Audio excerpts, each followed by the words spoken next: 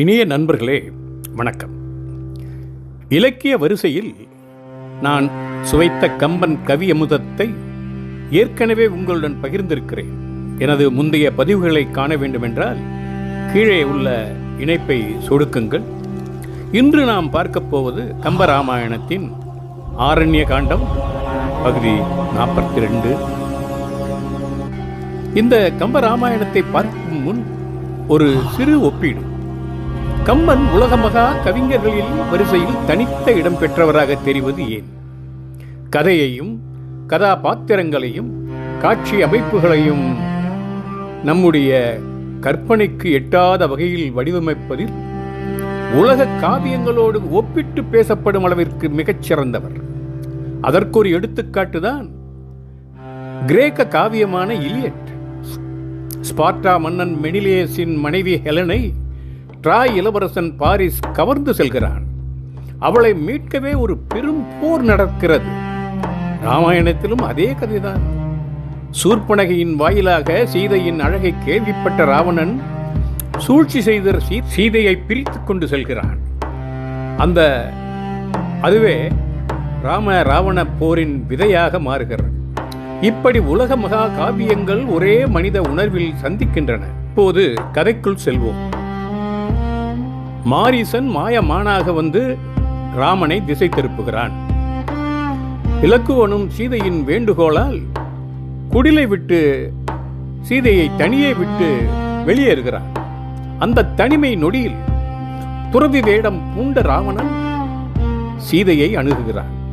சில நொடிகள் உரையாடி பின்னர் தன் உண்மை உருவத்தை வெளிப்படுத்தி சீதையை வலுக்கட்டாயமாக தூக்கிச் செல்ல முயல்கிறான். அப்போது வழிமறிக்கிறார் கழுகரசன் சடாயு. சீதையை விடு என்று ராவணனை எதிர்த்து நிற்கிறார். போர் நிகழ்கிறது. வீரமாய் போராடிய சடாயுவை ராவணன் வாளால் வெட்டி வீழ்த்துகிறார். சீதையை இலங்கைக்கு கொண்டு சென்று அசோகவனத்தில் சிறை வைக்கிறார்.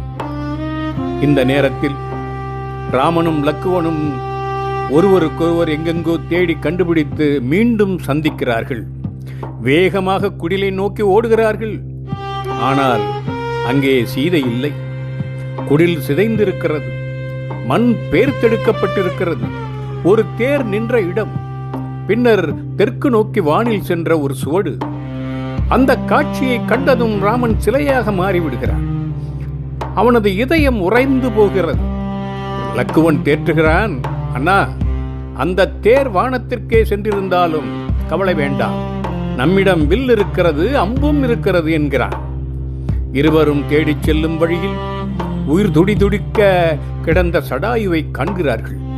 வெட்டுப்பட்டு ரத்தம் சிந்திய நிலையில் சடாயு மெதுவாக முணங்கிக் கொண்டே சொல்கிறான், ராவணன் சீதையை கவர்ந்து சென்றான் என்று. ஆனால் எந்த வழியாக சென்றான் என்று சொல்லுவதற்கு முன் அவனது உயிர் பிரிகிறது. ராமன் உடைந்து போகிறான். தந்தையைப் போல நேசித்த சடாயுவுக்கு தன் கையால் இறுதிச் சடங்குகளை செய்கிறான்.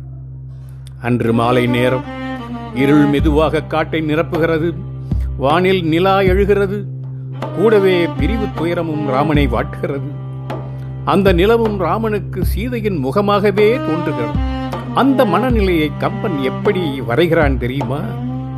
வண்டு உலர் கோதை சீதை வாழ்முகம் பொலிய வானில் கண்டனன் என்று வீரர்க்கு ஆண்டு ஒரு காதல் காட்ட தன் தமிழ் தென்றல் என்னும் கோளரா தவழும் சாரல் விண்தலம் விளக்கும் செவ்வி வெண்மதி விரிந்ததன்றே.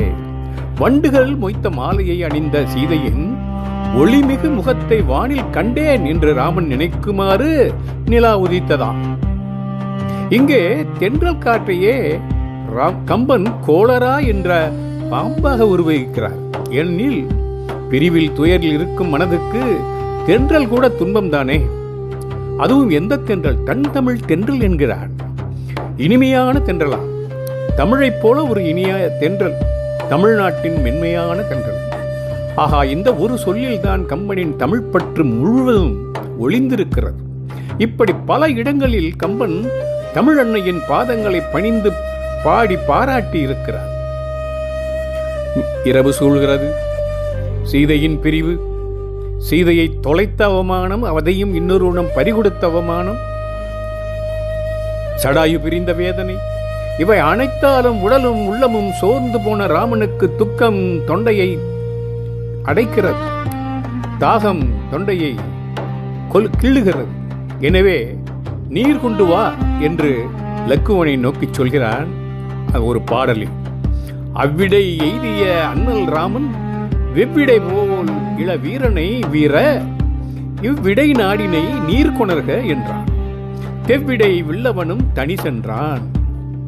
இந்த இடத்தில் இந்த பாடல் எதற்கு என்று நீங்கள் நினைக்கலாம் அல்லவா? எனக்கும் அதே சந்தேகம்தான். அதற்கு தீர்வு பின்னால் வருகிறது. வீரனே, இவ்விடத்தில் தண்ணீர் தேடிக்கொண்டு வா என்று ராமன் கூறுகிறான். லக்குவனும் தனியாக நீர் தேடிச் செல்கிறான். போய்விட்டான். நேரம் நகர்கிறது. தாகம் தணியவில்லை. ஏனென்றால் வீரன் திரும்பவில்லை. லக்குவன் திரும்பவில்லையே என்ற சோகம் கூடுகிறது. அவனை எதிர்பார்த்து காத்திருக்கும் ராமனின் உள்ளம் பதறுகிறது. இதற்கு இடையிலே கம்பன் இடைநிகழ்வாக லக்குவனை அயோமுகி என்னும் அறைக்கு கவர்ந்து சென்றதை கூறுகிறார். எனவே இலக்குவன் அறைக்கு இடம் சிக்கிக் கொண்டதை அறியாத ராமன் மனநிலை பற்றி கம்பன் சொல்வது என்ன தெரியுமா? இப்படி ஏகினள் அன்னவள் இப்பாள் அப்பு இட தேடி நடந்த என் ஆவி துப்புடை மால்வரை தோண்டலன் என்ன வெப்புடை மெய்யொடு வீரன் விரைந்தான். என் உயிரை போன்ற லக்குவன் இன்னும் வரவில்லையே என்று பதற்றத்தோடு ராமன் தேடிச் செல்கிறான். பயம் பெருகுகிறது. சீதையை பறித்த ராவணன் லக்குவணனுக்கும் ஏதாவது செய்திருப்பானோ? அந்த கவலையில் ராமன் புலம்புகிறான். அதை கம்பன் சொல்கிறான். அம்சொல் கிளியன்ன அணங்கினை முன் வஞ்சித்த ராவணன் வவ்வினனோ நஞ்சின் கொடியான் நடலை தொழிலால் துஞ்சுற்றனோ விதியின் துணிவால் என்று சொல்கிறான். அதாவது சீதையை ஏமாற்றி கவர்ந்த ராவணன் இப்போது இலக்குவனையும் கவர்ந்து விட்டானோ, அல்லது விதியின் வலிமையால் அவன் உயிரிழந்தானோ என்று ராமனின் மனம் பதறுகிறது, தடுமாறுகிறது, கவலையால் சோகமாக இருக்கிறது. பின்னர் தண்ணீர் தேடிச் சென்ற தம்பியை கூவி அழைத்து புலம்புகிறான். லக்குவா லக்குவா என்று அழைக்கிறான். வீரன் என்றாலும் கூட பாசம் என்றும் பிரிவு துயரம் என்றும் வந்துவிட்டால் இந்த நிலைதான். இதைத்தான் கம்பன் வரிகளில் எப்படி சொல்கிறான் தெரியுமா? அந்த புலம்பலை பேராயிடர் வந்தன பேர்க்கவலாய் தீராயிடர் தந்தனை தெவ்வர் தொழும் வீரா என இங்கன் விருத்தனையோ வாராய் புறம் இத்துணை வைகுதியோ. என் துன்பத்தை போக்க வல்லவனே, என்னை இப்படி தனியே விட்டாயே, ஏன் இன்னும் வரவில்லை என்று கூவி கூவி அழைத்து பார்க்கிறான். இறுதியில் லக்குவன் இல்லாத இந்த வாழ்க்கையை எண்ணிக்கூட பார்க்க முடியாமல், ஏனென்றால் சீதையை பிரிந்த துயரத்தையே இன்னும் தாங்க முடியாமல் சகிக்க முடியாமல் இருக்கும் வேளையில் லக்குவனையும் பிரிந்து விட்டோமோ என்ற விரக்தியில் ராமன் உயிரையே விட துணிகிறான். கம்பன் வரிகளில் ராமன் ஒரு சூழலை விடுக்கிறான். அறப்பால் உளதே அவன் முன்னவனாய் பிறப்பான் உரில் வந்து பிறக்க என மறப்பால் வடிவாள் கொடு மண் உயிரை துறப்பான் உருகின்ற தொடர்ச்சியின் வா என்று அந்த வரிகளை சொல்லும்போது கம்பன், நல்வினை இருந்தால் அடுத்த பிறவியில் அவன் எனக்கு அண்ணனாக பிறக்கட்டும் என்று சொல்லிக்கொண்டே வாளை எடுக்கிறான் ராமன். எதற்கு? தன்னைத்தானே அழித்துக் கொள்வதற்கு. அந்த நொடியில் காட்டின் அமைதியை பிளந்து ஒரு அலறல் சத்தம் கேட்கிறது. அது யாருடைய குரல்?